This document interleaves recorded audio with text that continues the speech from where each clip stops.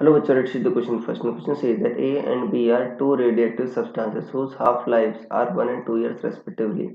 Initially 10 gram of A and 1 gram of B is taken. The time approximate after which they will have same quantity remaining is A 6.62 years, B 5 years, C 3.2 years, D 7 years. So students सबसे पहले आपको समझना होगा की concept क्या use हो रहा है. So key concept is radioactive decay.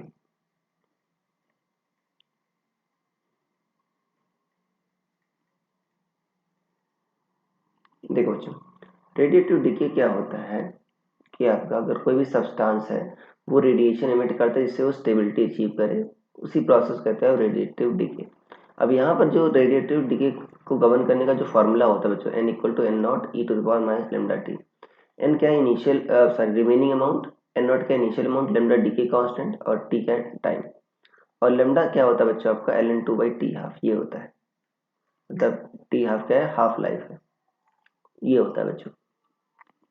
अब यहाँ पर हम देख लेते हैं कि दो सब्सटेंस हैं ए और बी.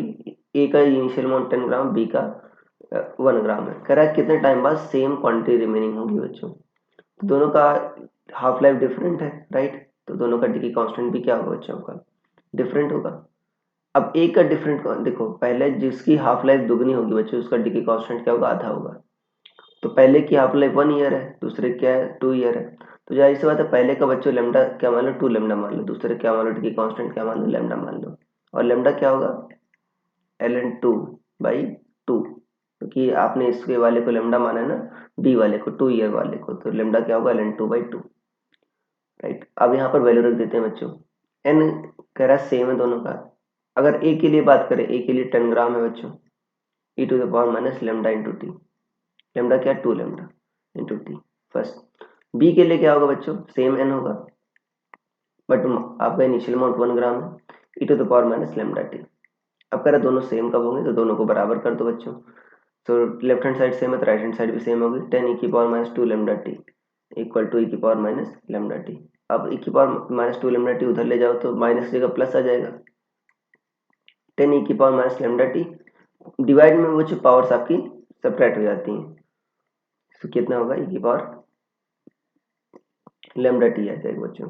सो ई को इधर ले जाओ, ठीक है, तो एल एन 10 कितना आ जाएगा आपका, लेमडा टी आ जाएगा.